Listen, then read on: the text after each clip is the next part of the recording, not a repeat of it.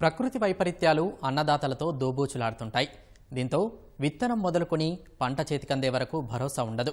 ఆరుగాలం అనేక కష్ట నష్టాలకు ఓర్చి రెక్కలు ముక్కలు చేసుకునే రైతన్నకు దక్కే ఫలితం నామమాత్రమే. ఇలాంటి పరిస్థితుల్లో రైతులను ఆదుకోవడానికి కేంద్ర రాష్ట్ర ప్రభుత్వాలు ప్రత్యేక చర్యలు తీసుకుంటున్నాయి. వీటిలో కేంద్ర ప్రభుత్వ ఫసల్ బీమా పథకం ఒకటి. 2016లో దీన్ని ప్రవేశపెట్టగా అప్పటి భారత ప్రభుత్వం 2020 వరకు రైతులను భాగస్వాములు చేసింది. తర్వాత విరమించుకుంది. కాగా తాజాగా అధికారంలోకి వచ్చిన కాంగ్రెస్ ప్రభుత్వం వచ్చే వానాకాలం నుంచి ఈ పథకంలో చేరేందుకు అంగీకరించింది. దీంతో తెలంగాణ రైతాంగం హర్షిస్తుంది. ఈ నేపథ్యంలో అసలేంటి పథకం, ఎలా దరఖాస్తు చేసుకోవాలి, ఫసల్ బీమా పథకం ద్వారా రైతులకు కలిగే ప్రయోజనాలేంటి?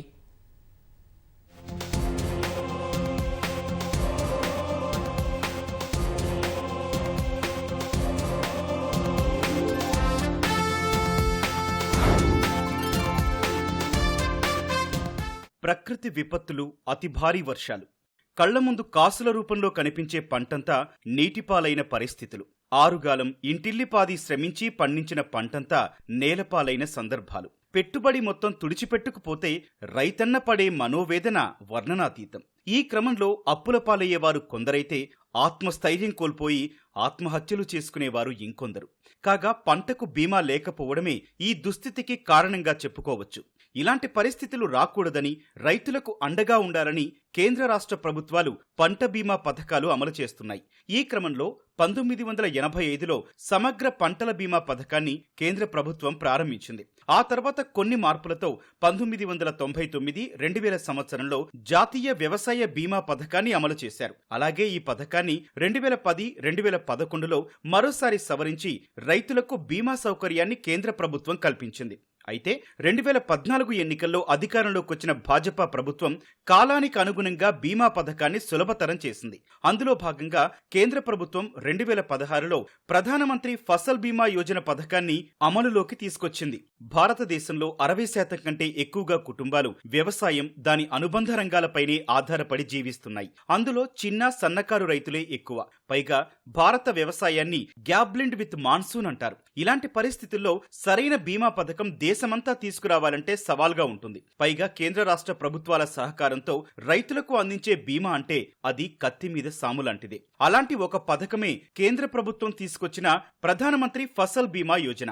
ఈ పథకంతో ఏదైనా విపత్తు సంభవించినా లేదా ఆ రైతు మరణించినా అతడికి సంబంధించిన వారికి కొంత సొమ్ము బీమాగా లభిస్తుంది. అలాగే జరిగిన ఆస్తి నష్టం తిరిగి పొందడానికి కూడా బీమా ఉపయోగపడుతుంది. కొన్నిసార్లు అతివృష్టి, అనావృష్టి, మరికొన్నిసార్లు మార్కెట్ సరిగ్గా లేక నష్టపోవడం లేదా పంట చేతికొచ్చే సమయానికి పురుగు రావడం, ఇలా ఎన్నో ప్రమాదాల నుంచి ఫసల్ బీమా పంటల్ని కాపాడుతుంది. ఫసల్ బీమాను బీమా కంపెనీలతో కలిసి 2016లోనే కేంద్ర ప్రభుత్వం తీసుకొచ్చింది. దేశమంతా తెలియజేసేందుకు రైతు సంఘాలు వివిధ బీమా కంపెనీలతో కలిసి కార్యక్రమాలు చేసింది. అయినా భాజపా పాలిత రాష్ట్రాల్లో తప్ప మిగిలిన రాష్ట్రాల్లో చాలా మంది రైతులకు దీనిపై అవగాహన లేదు. ఇక తెలంగాణ విషయానికొస్తే కేంద్ర ప్రభుత్వం ఈ పథకాన్ని ప్రారంభించినప్పుడు అప్పటి బీఆర్ఎస్ ప్రభుత్వం ఈ పథకంలో చేరింది. అయితే రైతు ప్రయోజనాలకు ఈ పథకం పూర్తి విరుద్ధంగా అమలవుతుందని విమర్శిస్తూ 2020లో దాని నుంచి బయటకొచ్చింది. అందుకు కారణాలు చెబుతూ 2019-20 సంవత్సర కాలానికి తెలంగాణలో 10.34 లక్షల మంది ప్రీమియం చెల్లిస్తే 3.24 లక్షల మందికి మాత్రమే నష్టపరిహారం అందింది.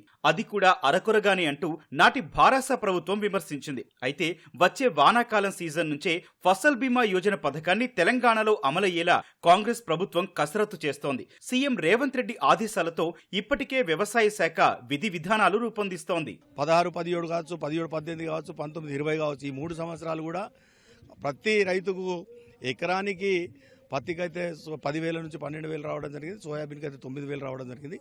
అందుకని చెప్పి సోయాబీన్కు మండల యాస యూనిట్ అయినప్పటికీ పత్తికి వాతావరణ ఆధారిత బీమా అనేది ఏదైతే ఉండేదో దాన్నే ఇంప్లిమెంట్ చేయాలని చెప్పి, ఎందుకంటే మనకు ఆదిలాబాద్లో అక్టోబర్ తర్వాత తీవ్రమైనటువంటి చలి ఉంటుంది కనుక ఆ చలికి పత్తి పంట రాకుండా ఉండే అవకాశాలు ఎక్కువ ఉన్నాయి కనుక వాతావరణ బీమాను ఇంప్లిమెంట్ చేయాలని చెప్పి గతంలో ఉన్న దాంట్లో ఇంకా కొన్ని మార్పులు చేసి రైతులకు మేలు చేయాలని చెప్పి కోరుతా ఉన్నాం. అది కాకుండా రైతుల యొక్క షేర్ కూడా ప్రభుత్వమే భరిస్తా అని చెప్పి చెప్పడం చాలా హర్షణీయం. మరి ఫసల్ బీమా యోజన పథకాన్ని మళ్ళీ తిరిగి అమలు చేయడం అనేది రైతుల యొక్క ఆనందాన్ని వ్యక్తం చేస్తూ ఉన్నది. రైతులకు నష్టమే తప్ప లాభం లేదని, గత ప్రభుత్వం వద్దనుకున్న ఫసల్ బీమా యోజన పథకాన్ని ప్రస్తుత కాంగ్రెస్ ప్రభుత్వం ఎందుకు అమలు చేయాలనుకుంటుందనే అంశం ప్రస్తుతం చర్చకు తావిస్తోంది. తెలంగాణలో మళ్లీ ఫసల్ బీమా యోజన పథకంలో చేరుతున్నట్లు ప్రకటించిన సీఎం రేవంత్ రెడ్డి రైతులకు దన్నుగా నిలుస్తూ సాగు రంగాన్ని బలోపేతం చేయడమే తమ ప్రభుత్వ లక్ష్యమన్నారు. రైతన్నకు రక్షణగా నిలిచేందుకు ఈ నిర్ణయం తీసుకున్నామని తెలిపారు. వ్యవసాయ శాఖ మంత్రి తుమ్మల నాగేశ్వరరావుతో కేంద్ర వ్యవసాయ శాఖ సంయుక్త కార్యదర్శి PMFBY CEO రితేష్ చౌహాన్ కూడా ఈ అంశంపై ఇటీవల సమావేశమై చర్చించారు. వచ్చే పంటకాలం నుంచే రైతులు ఈ పథకంతో లబ్ధి పొందుతారని కేంద్ర రాష్ట్ర అధికారులు వెల్లడించారు. అయితే ఇందులో బీమా ప్రీమియం చెల్లింపునకు కేంద్ర రాష్ట్ర ప్రభుత్వాలు 50% చొప్పున నిధులను భరిస్తాయి. రాష్ట్ర ప్రభుత్వ వాటాగా ప్రతి సీజన్ కు 1500 కోట్ల రూపాయల చొప్పున ఏటా 2 సీజన్లకు కలిపి 3000 కోట్ల రూపాయల అవసరమని వ్యవసాయ శాఖ అంచనా వేసింది. ఇది అమలైతే ప్రకృతి వైపరీత్యాలతో పంటలు నష్టపోయిన రైతులకు ఎలాంటి భారం లేకుండా బీమా అందుతుందని వ్యవసాయ నిపుణులు చెబుతున్నారు. అంటే మనకు అతివృష్టి వచ్చినా అనావృష్టి వచ్చినా మనం కట్టేటువంటి ప్రీమియం 5% ఉంటుంది. 5% ప్రీమియంకు మనం ఎంత థ్రెషోల్డ్ హోల్డ్ ఏదైతే మనకు ఎంత లాస్ వచ్చిందో అదంతా కూడా క్యాలిక్యులేట్ చేసిన తర్వాత మనకు ఎకరానికి 10 నుంచి 12 వేలు ఖచ్చితంగా వస్తాయని చెప్పి రైతుల్లో ఒక ఆశ ఉంది. కనుక రైతుల్లో బలమైనటువంటి డిమాండ్ ఏమంటే మాకు రాకపోని ఇది ఉన్నట్టయితే మాకు ఒక భరోసా ఉంటుంది. మేము పండిస్తున్నటువంటి పంటకు ప్రభుత్వం ఒక గుర్తింపు లభిస్తుంది, తిరిగి మాకు కొంత పరిహారం వచ్చే అవకాశాలు ఉన్నాయని చెప్పి భావిస్తున్నారు. మా రైతులకు ఫసల్ బీమా ఏదైతే అప్రోచ్ చేస్తున్నారో మీ ఎకరానికి 10-12 వేలు అన్న ఎకరకు 5 ఎకరాలకు 60 వేలు వచ్చినాయి. అట్లా వస్తే మాత్రం రైతు సుఖంగా ఉంటాడు.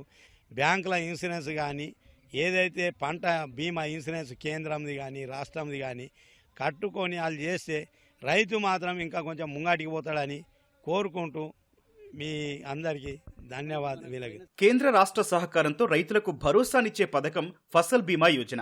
మరి ఈ పథకానికి రైతులు ఎలా దరఖాస్తు చేసుకోవాలంటే ఆఫ్లైన్ ద్వారా అయితే MRO కార్యాలయానికి వెళ్లి అప్లై చేసుకోవచ్చు. ఇక బ్యాంక్, మీ సేవా సెంటర్స్ లేదా PMFBY వెబ్సైట్ ద్వారా ఆన్లైన్లో దరఖాస్తు చేసుకోవచ్చు.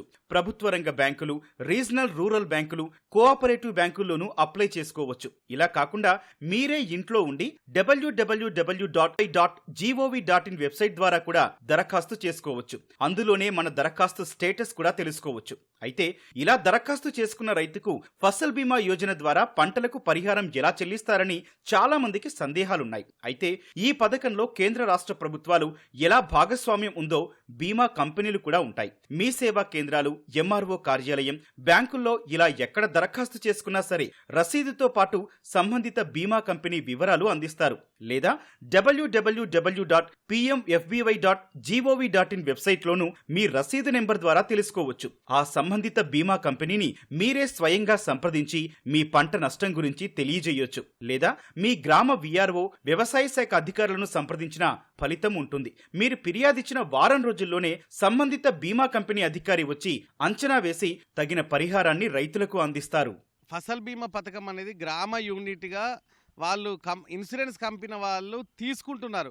కానీ ప్రతి రైతుకు సంబంధించి పంటకు యూనిట్గా తీసుకోవాలి. ఎందుకంటే రైతుకు ప్రతి గ్రామంలో వివిధ రకాల పంటలు వేస్తారు. కాబట్టి ఏ పంట నష్టపోతే ఆ పంటకు ఖచ్చితంగా ఇన్సూరెన్స్ వర్తించేటట్టు ఉండాలి. కానీ మొత్తం గ్రామ యూనిట్గా అంటే అలా కాదు. దాన్ని కావాలంటే ఎంక్వైరీ చేసి అయినా సరే రైతులకు ఇన్సూరెన్స్ క్లెయిమ్ అయ్యేటట్టు చూడాలని చెప్పి మేము కోరుతున్నాం.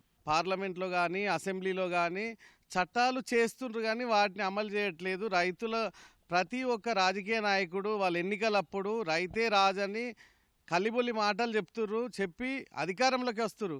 కానీ తర్వాత అధికారంలోకి ఎక్కిన తర్వాత వాళ్ళని పట్టించుకున్న పాపాన పోలేదు.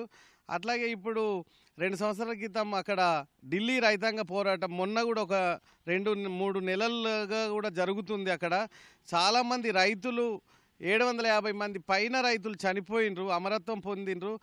ఇట్లాంటి అంటే పంటల కనీస మద్దతు ధర కావాలి. అట్లాగే పంటలకు ఫసల్ బీమా పథకం కావాలి. వరదల వల్ల కానీ, అకాల వర్షాల వల్ల కానీ, రకరకాల ప్రకృతి వైపరీత్యాల వల్ల అవుతున్నారు. కాబట్టి అందుకోసం ప్రభుత్వాలు ఖచ్చితంగా రైతులని అంటే ఫసల్ బీమాను కట్టి, అట్లాగే చట్టంలో ఏముందంటే రైతులు క్రాప్ లోన్లు తీసుకున్న దగ్గర బ్యాంకులే కట్టాలి. ఒకవేళ కట్టకపోతే ప్రభుత్వం అలాగే లోన్లు తీసుకొని రైతులు మీ సేవలలో ప్రభుత్వమే కట్టించాలని చెప్పి చట్టం ఉంది, కానీ దాన్ని అమలు చేయడం లేదు.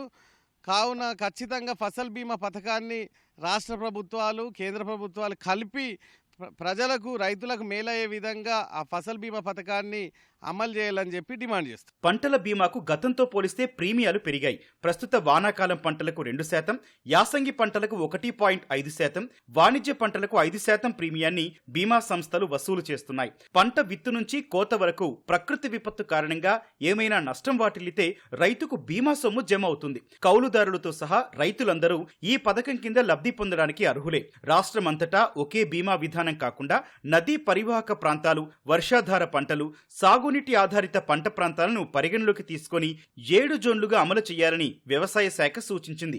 గోదావరి పరివాహకం కింద ఉమ్మడి ఆదిలాబాద్, కరీంనగర్, వరంగల్, ఖమ్మం జిల్లాలో అమలయ్యేలా ప్రణాళిక చేస్తున్నారు. అలాగే ఎస్ఆర్ఎస్పి పరివాహక ప్రాంతం, మరోవైపు కృష్ణా కింద మహబూబ్ నగర్ ప్రాంతాన్ని పరిగణలోకి తీసుకున్నట్లు అంచనా. వరి, మొక్కజొన్న, పత్తి, పెసలు, వేరుశెనగ, శనగలు, కందులు, పసుపు, చెరకు, పొద్దుతిరుగుడు, సోయాబీన్ పంటలు పండే ప్రాంతాలకు వేర్వేరుగా ప్రీమియాలుండాలని నివేదించినట్లు అధికారులు చెబుతున్నారు. అయితే ఇది ఎంతకాలానికి అమలవుతుందనేది వేచి చూడాలని నిపుణులు చెబుతున్నారు. తెలంగాణ రాష్ట్ర ప్రభుత్వం ఈ ఫసల్ బీమా అమలుకు రైతులు ఏదైతే చెల్లించాల్సిన ప్రీమియం కట్టే విషయంలో రాష్ట్ర ప్రభుత్వం వాటాని మేము చెల్లించము, ఈ ఫసల్ బీమా పథకంలో మేము ఉండము అని చెప్పేసి నిరాకరించింది గత తెలంగాణ రాష్ట్ర ప్రభుత్వం. దీనివల్ల అనేక లక్షల కోట్ల రూపాయల రైతాంగం నష్టపోయిందనే విషయాన్ని ఈ సందర్భంగా గుర్తు చేస్తా ఉన్నాం.